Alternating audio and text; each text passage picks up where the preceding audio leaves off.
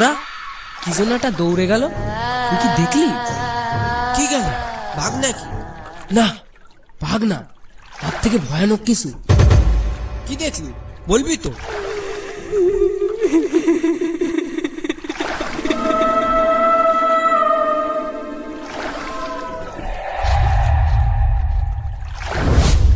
একটা মুন্ডু কাটা লোক আমার সামনে দিয়ে দৌড়ে পালালো। কি বললি? হ্যাঁ গোরা, মুন্ডু নেই, তাও দৌড়ে গেল।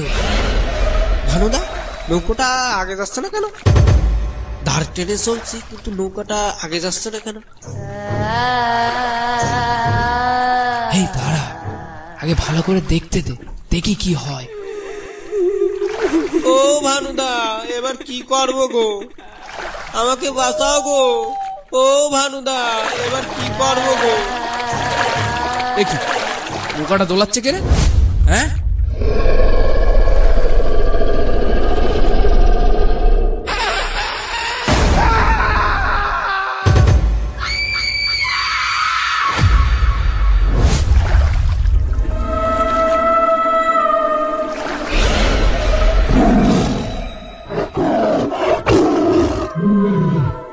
ও ভানুদা, ওই দেখো কি?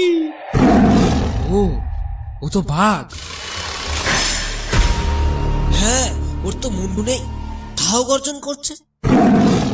এটা কি তাহলে সেই ধুতুড়ে খাল? সেখানে এসে পড়লাম। এবার কি হবে আমাদের?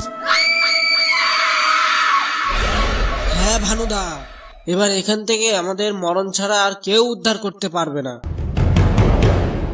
দাঁড়া গোড়া, এখানে ভয় পেলে চলবে না, মনে সাহস আন, দেখছি কি করা যায়। মরার আগে শেষ চেষ্টাটা না হয় করেই দেখি। কি করতে চাও তুমি? চুপ কর দেখি। হেই, কে তুই? আর আমাদের কাছে কি চাস? চুপ করে আসিস কেন, বল।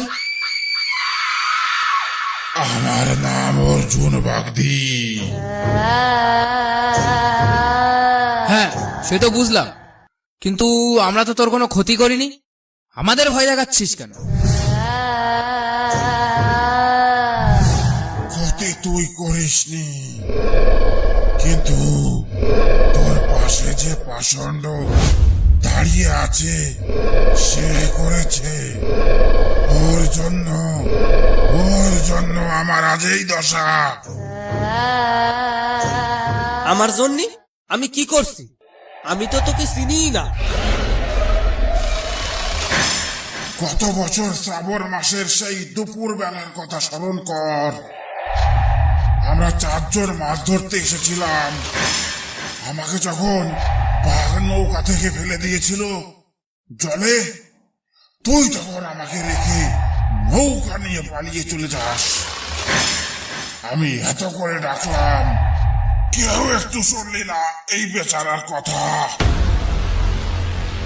এখন তো তোকে মরতেই হবে। শোনো অর্জুন, তোমার একে মেরে কোনো লাভ হবে না। হয়তো তোমার আত্মা শান্তি পাবে, কিন্তু মুক্তি তো পাবে না। হ্যাঁ অর্জুন, ভানুদা ঠিকই বলছে। তুই আমাকে মারলে মার, কিন্তু একবার ভাব, আমরা গয়ায় গিয়ে পিণ্ডদান করলে তুই মুক্তি পাবি। হ্যাঁ, আর তুমি আবার মানুষ জন্ম নিতে পারবে। যদি ভাগ্য ভালো হয় তাহলে এই সুন্দরবনে জন্ম নাও নিতে পারো। তাহলে তোরা সত্যি বলছিস? হ্যাঁ, আমি কথা দিচ্ছি তোমায়, আমরা তোমাকে মুক্ত করবই। এখন আমাদের ভালোভাবে যেতে দাও। যা তাহলে, যদি মিথ্যা বলিস তাহলে তোদের সবাইকে আমি শেষ করে দেব, আর এই জঙ্গলে যারা আসবে তাদেরও রেহাই দেব না। তোরা এখন নিশ্চিন্তে যা। ধন্যবাদ, ভগবান তোমার আত্মাকে শান্তি দিক।